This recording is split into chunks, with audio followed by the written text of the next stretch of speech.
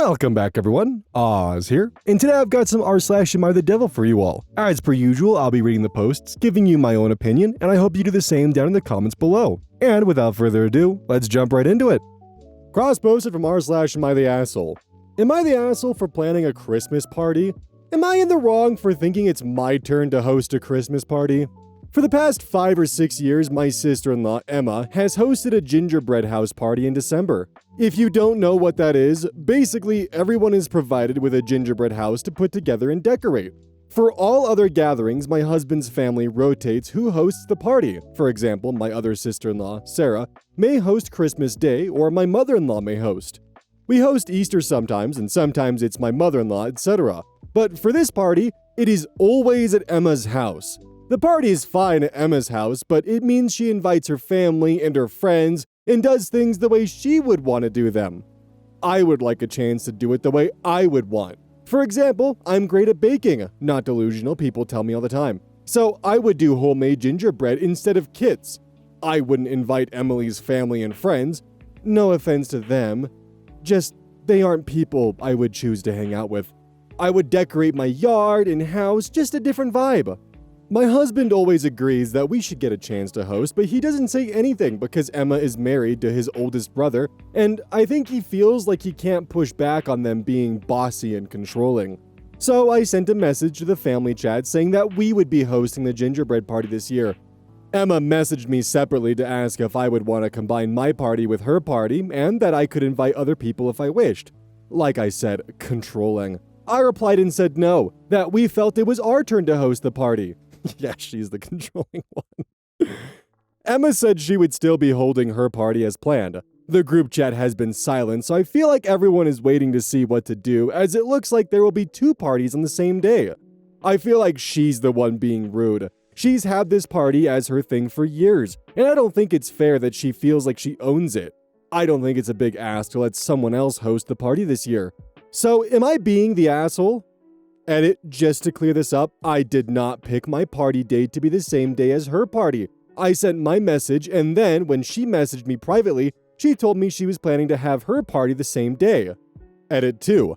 I texted Emma and told her that Reddit said I was an asshole and shouldn't have my party. She said I can still invite some people to her party if I want, and she's going to message the family group chat about there only being one party. Yes, sometimes I like that she acts like a big sister. So sorry to disappoint everyone, but no, she doesn't hate me and Christmas isn't ruined. Jesus Christ, what a victim complex in that final edit there. Reddit did not tell you that you shouldn't have your party, they just asked you to host a different party and not in the same day as Emma's. Because they seem like you were trying to steal her party from her, the one she's been hosting for 5 or 6 years, and has been inviting her own friends and family in addition to everyone else. A party that you almost tried to make her cancel and not invite her friends to. And then said that she was the controlling one after you just randomly announced you would be taking over her party. And that is what you said you were going to do.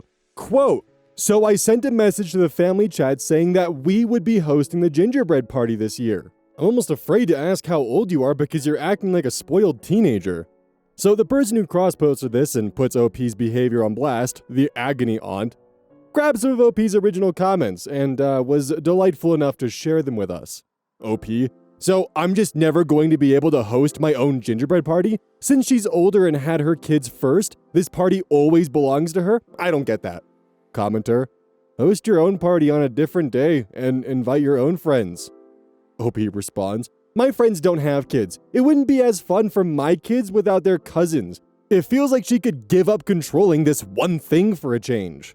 OP admits in her post that all other holidays the family rotates, but for some reason she's fixated on the one thing Emma has that, by all accounts, was not a tradition before Emma started it.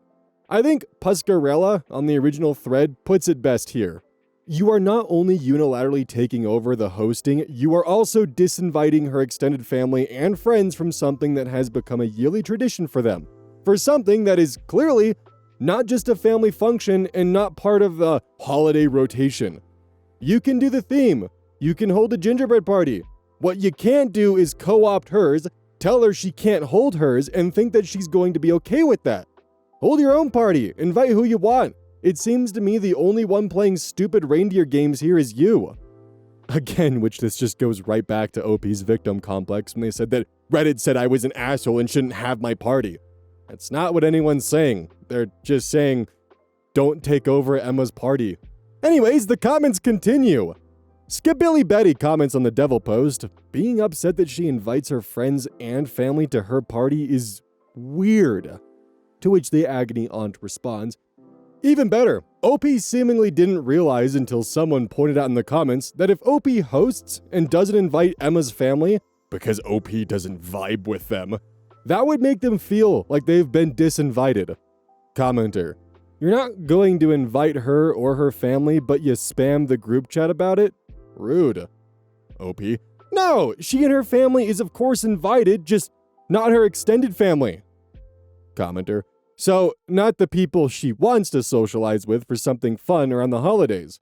Sounds like a blast for her, especially to explain to her friends and family that yes, gingerbread party is still happening this year, but they're not invited this time because you don't want them. OP responds, that's actually a good point that I hadn't considered, that her family would feel disinvited.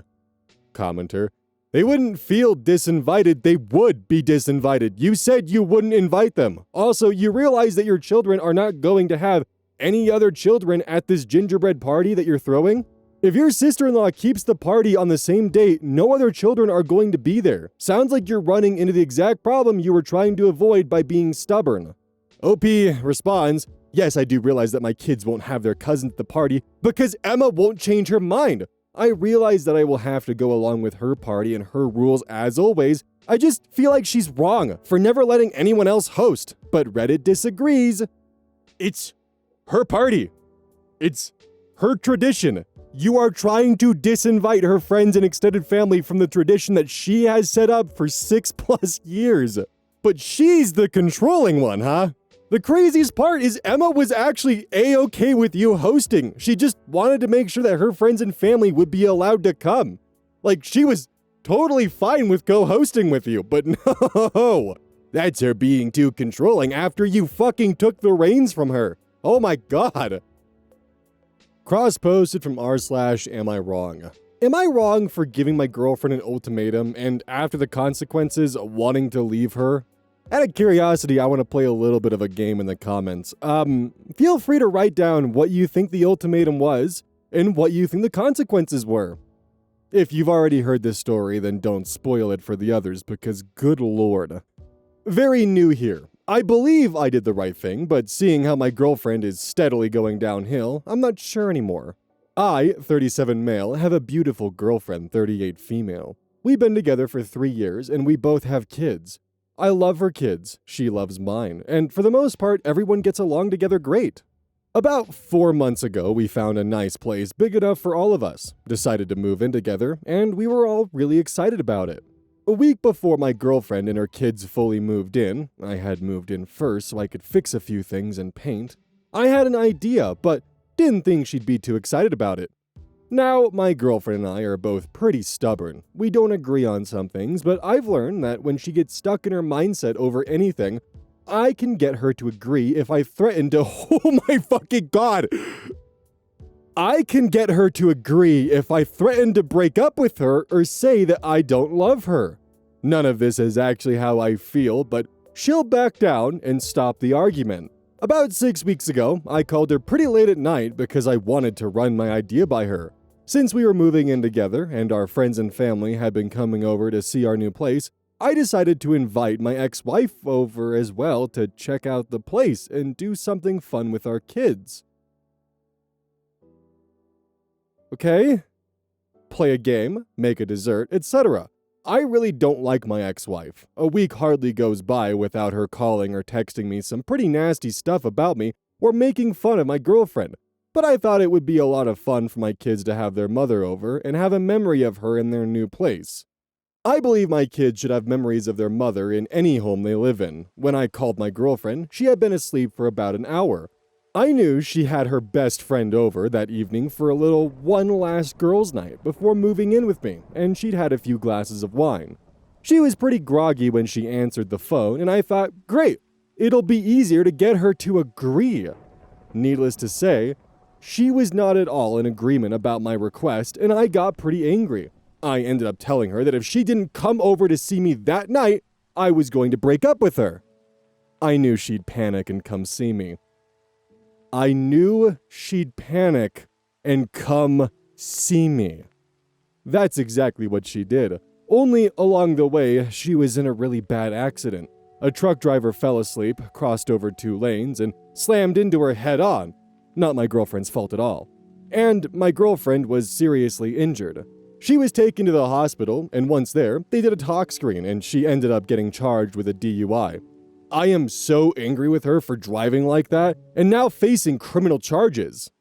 I keep telling her what an idiot she was for driving that night, and now she's screwed up our lives. Since her car was totaled in the accident, she's had to buy a new car, pony up attorney's fees, she lost her job, and now her ex is taking her to court for custody of their kids. She doesn't have any money left to pay her half of our bills, and she's super depressed and cries all the time. I know she's in a lot of pain due to her injuries and is stressing about losing her kids, but she could have made a better adult decision. Her anger towards me and the crying is almost more than I can take, and now I actually really feel like I don't like her and want to break up with her. I've mentioned a few times that she should move out and get her life together, but that just made things worse. Am I wrong for feeling this way towards her? I really hope this is rage bait or a troll, but the problem is there are people who are this self-centered, and there are people who genuinely do use the, well, if you don't agree with me, I'm going to break up with you, as a manipulation tactic, and it's disgusting and revolting. Now, if we unfortunately assume this is real, while driving under the influence is of course her decision to make, the situation surrounding it is just entirely fucked beyond belief. Because imagine waking up while under the influence of wine. Wine drunk is nasty and emotional as hell. So she's waking up, still intoxicated, hearing that if she doesn't agree with her husband wanting to bring the ex-wife into their new home to essentially show off to her because that's what he's wanting to do, the whole argument about how he wants their kids to have a memory of their mom in every house is bullshit. He wants to brag to her. That's what he's doing. And because the girlfriend won't let him brag to his ex-wife about how good he's doing, he threatens to break up with her if she doesn't show up to the house at that moment, knowing that she is intoxicated. So, her being intoxicated, wine drunk, and hearing that her boyfriend is about to break up with her right before she's about to move into a new house and completely uproot her entire life, is now in the position where she feels she has to go to that house. Her judgment's already impaired, and now add all the weight of that emotion on top of it. I'm kind of actually wondering if this is like a rage bait post, if the goal is to see what circumstances they can develop to make Reddit sympathize with a drunk driver. Like, I'm wondering if this is just like a fucked up social experiment, because if it's not, then good God, dude. The biggest takeaway from this, rage bait or not, is that if you are ever in a relationship and someone leverages that because you have a difference of opinion or a difference of communication with them, that they go right for, I'm going to break up with you if we can't solve this, and it's something fucking minor, they're not worth having around. That's a relationship that you need to end. Because it's one thing if you guys have a disagreement of, hey, you're allowing your mother-in-law just to walk all over this household and I can't live here anymore unless you do something about it. Either get this under control or we're breaking up. That's a reasonable ultimatum. But if it's something like, you two have a disagreement on how to approach something minor or inconsequential or makes one of you uncomfortable, and their response is to go right for the breakup card, that's someone you should leave. Cross-posted from r/AmITheAsshole roughly 5 years ago. That'll be important. Am I the asshole for telling nieces to speak English when around me? Throwaway account and from mobile. My sister and I have a strained relationship. A couple years back, my sister married her husband. She married a Korean man, which caught a lot of us off guard. She never dated Asian men before him and never expressed interest in Asian men, so I find her marrying someone from there just felt sudden. Are you fetishizing the idea of dating someone from a different race? What a weird way to phrase that. Part of me felt she did it to finally make a minority of herself, but he was nice enough. Eventually, they had 2 daughters, my nieces. I love my nieces dearly. I have no daughters of my own, 3 sons, so I was admittedly quite excited to get to connect to little girls. My relationship with my sister started improving slowly when my older niece was born, as I really wanted to be in my niece's life. It got to the point where she would trust me to her little one on playdates with my sons. As my niece got older, however, I started remembering why there was that tension with my sister in the first place. My niece was learning Korean before English, and during her early developments in speaking, I struggled to understand what she was trying to say. They would eat food almost exclusively from my sister's husband's culture. All this, along with my niece's bizarre name, made me realize that my sister was projecting her own white guilt onto her daughter. I tried to speak with my sister about this at the time, and of course, she got angry, as she always did. Not wanting to lose my niece, I bit my tongue at the time. By the time my second niece was born, she must have forgotten that tantrum she threw at me, as my sister allowed me to watch the second almost immediately this time around. Things were going smoothly until last weekend. My nieces were over to spend time with my sons. While I was making snacks for them in the kitchen, I overheard my older niece speaking Korean, and one of my boys got curious. She began explaining what the words meant in their English equivalents. I wasn't interested in hearing it, nor did I want my sons to learn any of it, so I ran over and calmly told her to please speak English when at Auntie's house. I told her she was not Korean like her dad. She's American, and in America, you're supposed to speak English. She was all right with what I said, and even agreed, and the rest of the playdate went smoothly. Couple days later, and I get a call from my sister. She accused me of a number of things and called me a number of names. I calmly told her that I thought it was common courtesy for people to speak English when in the US. I also explained to her that her daughters are not Korean. They're American, first and foremost. And to raise them as if they weren't was ridiculous on her part. She didn't want to hear what I wanted to say and essentially has banned me from seeing my nieces for the time being. This is the kind of irrationality I expect from my sister. However, part of me does feel bad that I've upset her yet again, and I do worry when I can see my nieces again. So, am I the asshole for saying that kind of thing to my niece?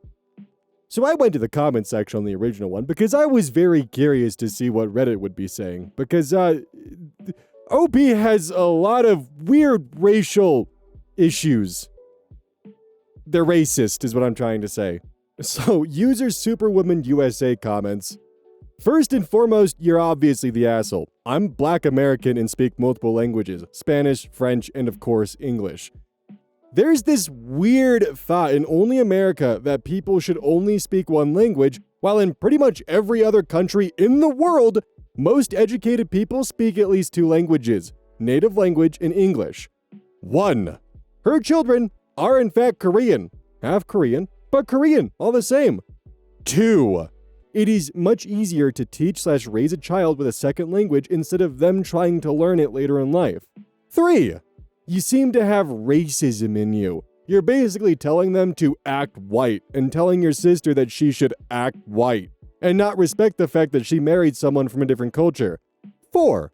These kids, I'm assuming, will grow up in America and will get all the fucked up lessons around white America. So don't worry, it's coming. With that said, they'll clearly speak English and be better for knowing the other half of their culture, especially since they will likely not travel to Korea often. 5. If you are any kind of sensible person, you should be impressed that a child would stop and explain in English to another child and would want to teach your child something. 6. I see you make a lot of comments about your sister's white guilt. Maybe she's not guilty and didn't want to have a small mind like you. Maybe, just maybe, she decided she was gonna be happy regardless of race. Anyway, to reiterate, you're the asshole. 1,000,000,000%. OP responds, 1. Yes, I know they are Korean on their father's side. They themselves are not fully Korean. However, this is a fact. You even seem to acknowledge this. Yes. 2. I did not have a choice in whether my son was learning any Korean in this scenario. In regards to my nieces, they should learn there is a time and a place for that sort of thing, as I said before. 3. I never told anyone to act white. That's putting words in my mouth. 4. I agree, there are a lot of bad people in this country who will mistreat them for how they look. Why would their own parents not do everything in their power to prevent them from being isolated instead of encouraging it? 5. I shouldn't have to be impressed, as I never asked for Korean lessons for my boys. I've known my sister my whole life. I'm well aware of how she feels and her ego. Excuse me for telling it how it is. Superwoman USA responds, thanks for your reply. 1. Yes, I can read they are half Korean. They are Korean on their father's side and white on their mother's side, which makes them biracial. You seem to not have an understanding of how biracial works. So, to break it down, they are two races all the time. They are not Korean when they're at their father's house or around his family, and suddenly white around their mother's family. Biracial is all day, every day. For number 2, I was referring to her kids. If they don't teach them Korean now and immerse them in the culture now, it'll be that much more difficult when they're older and they're in school. They'll be around American English speakers all the time. 3. I'm not putting words in your mouth. I'm interpreting the words you're saying. There's a time and a place. Just curious, what is the time and where is the place? And why do you get to decide? Funny enough, your response number 4 makes my point exactly. You're basically saying, why are they teaching them that they're Korean instead of white? Because people may treat them differently. In summary, they should act white and not acknowledge that they are also Korean, or only acknowledge they're Korean when around other Koreans. Seems to me that you are one of those bad people that'll treat them differently. 5. These were not Korean lessons. It was kids playing and one realizing they needed to be inclusive. God forbid your children grow up and want to educate themselves and be bilingual. You may shit yourself. Anyway, you only emphasized my point of you being the asshole. All good though. You do you. I wish you and the rest of the racists in America well.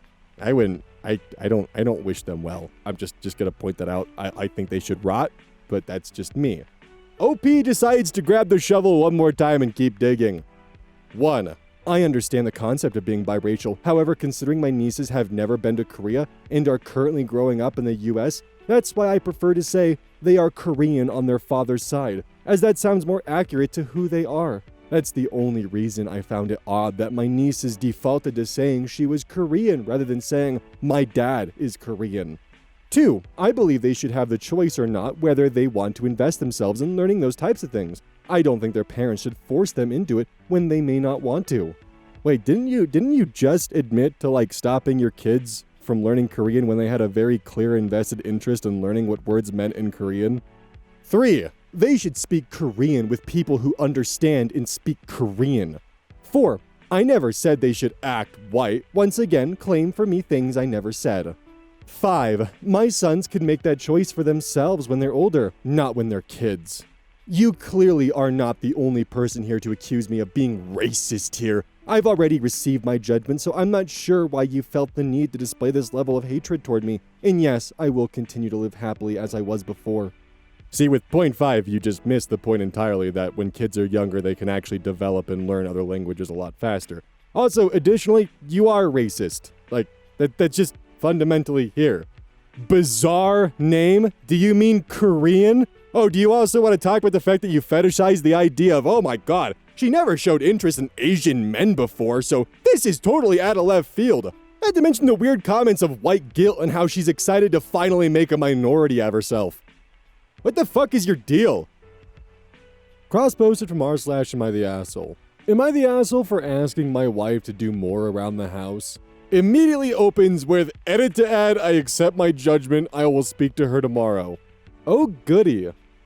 Throwaway, as she knows my main. I, 45 male, and my wife, 40 female, have 2 kids, both early teenagers, and both work full-time. Previously, we split a lot of the chores evenly. She's great at cooking, so she did more.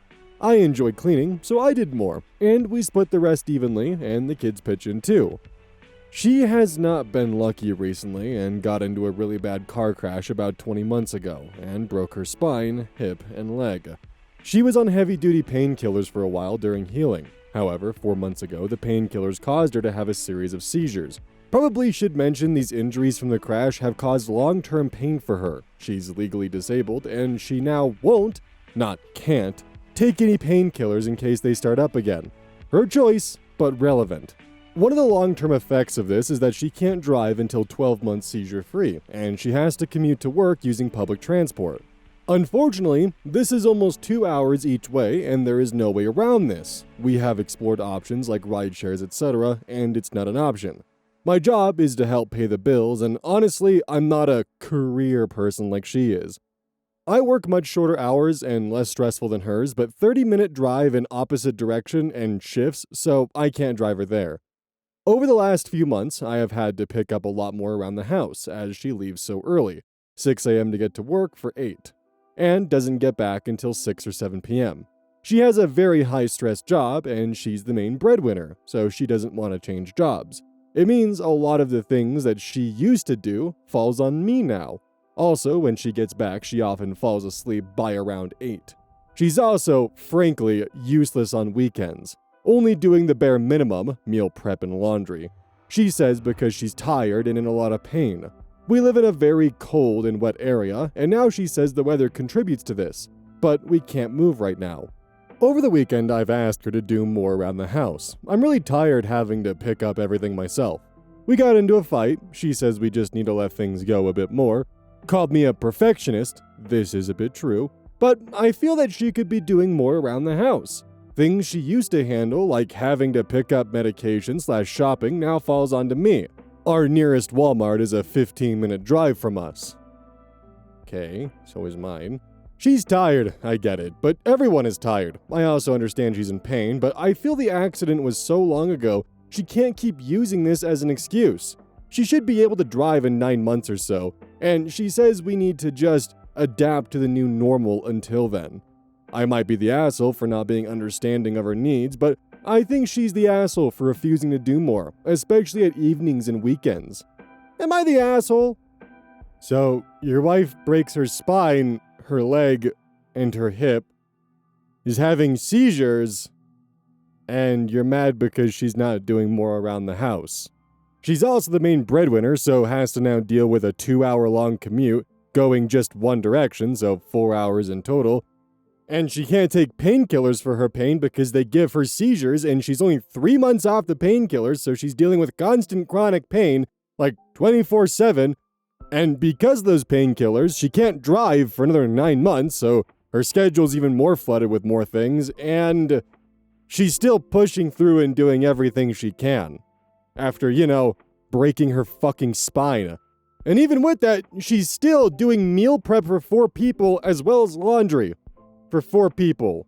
And what's worse is that a lot of that pain and a lot of those injuries are probably going to remain with her for the rest of her life. And your biggest complaint is that she's not doing enough around the house? What do? You have 2 teenagers that are also helping with cleaning, so it's not like you're just totally on your own with maintaining the house. And you even volunteered the information that your work isn't as pressing or as oppressive as hers is. Cross-posted from r/separation. Limbo. I'm really struggling with my current situation and can't see a way out of it at the moment. My wife told me she wanted to separate after 12 years, with 2 small children. She cited behavior like me getting angry with the children as unacceptable. But this then changed to accusations of coercive control after the separation, something I had not heard any concerns in our relationship, and this aspect was a huge surprise. Whatever my intention around our conflicts no longer mattered. I was not proud of my behavior to the children, but this included shouting and withdrawing from their care, because I felt I was not capable. I took everything badly, became very upset, and begged us to work on things. Earlier on, she asked me to move out. She said she did not want a divorce, but this was likely in the future. She told me I would need 3 years in therapy before anything would be fixed. I've done everything I can since. I've been in twice weekly therapy, and there have been huge changes. My relationship with the kids is a million times better. We met last week to talk. She became really angry, listing many things I had done wrong. The abuse narrative is still there. I spent the whole chat trying to validate and apologize. Now she doesn't want to talk, no further mention of divorce, still wearing her ring. I've got a place with a 6-month lease to give her space, nearly 2 months into this. I moved out knowing this would weaken my future position, but wanted to give everything a chance. I feel utter panic. I don't want a life without her and truly feel things could be fixed if we spoke. But yet, I'm sat here without any chance to discuss things with no next step, and the feeling any further asking would just be pressure. She's just booked next year's annual leave without me, leaving no chance of us having a holiday together. I feel so lost, but it's not even the acute shock anymore. I have no idea what to expect and feel utterly powerless. So as just a minor note that I want to kind of point out here, it's not an abuse narrative if you've admitted to the abuse within your own post, and using that specific language of calling what your wife is describing as a narrative kind of says that you haven't quite actually taken the steps to recover. You're putting on the facade of recovering. Not actually focusing on bettering yourself, but focused on bettering who your wife thinks you are, or are becoming. It does sound like your wife is at least giving you the time to see if you can fix and mend yourself, but it's going to take time. She's looking for you to go through therapy for at least 3 years apparently, and the kind of changes that she's expecting to see aren't going to come overnight. Sounds like your wife hit a breaking point with your behavior which is unacceptable because it includes getting angry with the children, in your words, and additionally becoming so emotionally distraught that you actually neglect them. Something that might be worth bringing up in therapy and just kind of discussing this and trying to explore deeper into it is the fact that you refer to your wife's grievances as a narrative. That speaks to a lot more of what you're actually thinking than what you're saying. It sounds like she's actually giving you a chance and time to fix it, so don't fuck it up and take it seriously. Cross posted from r/AmITheAsshole. Am I the asshole for bathing a cat covered in piss by taking it in the pool instead of the bathtub? The background. My wife, 31 female, and I, 32 male, have a cat with the unfortunate problem that it pees when it gets startled. Like, a lot of piss. The other day, the cat was hanging out in the garage underneath the car, and it got startled by the garage door opening. It let go with absolute buckets of piss, then crawled through the piss, then crawled across the filthy garage floor underneath the car, leaving about an 8-inch wide streak of smeared dirt and piss on the floor, then ran outside. I finally caught up to the cat in the yard and picked it up, and its entire underside, chest and belly, even its neck and front legs, were soaked with piss that's dripping everywhere. I mean, its whole body was just covered in piss. The fur on its underside was black with garage filth mixed with piss. I was getting piss all over myself, just trying to hold the cat at arm's length. Then my wife comes out and says she'll start a bath. I tell her, no way am I bringing the cat through the house like this. The swimming pool is right there, and since I'm covered in piss too, I step in, fully clothed, and bring the cat with me. The cat is just sort of resigned to the whole thing and sits there. Then, after a little bit, it starts squirming, so I let go and it climbs out. My wife is upset, of course, asking what I was thinking putting a cat in the pool. I tell her, how is it any different from putting the cat in the tub? Its whole body is going to get wet either way. The cat honestly did not seem to mind it any more than a normal bath, and it had the added benefit of not getting cat piss all over the house. She still thinks I was all fucked up for doing this, but I'm like, look, it's not as if I'm just torturing the cat for fun. Sometimes you just kind of have to do what you need to do. I know it's not the usual way, but I don't think I did any harm. So am I the asshole, or is she just overreacting? Good job, dude. You got garage filth and piss in the pool, and the cat's now drenched in chlorine, which is not good for it.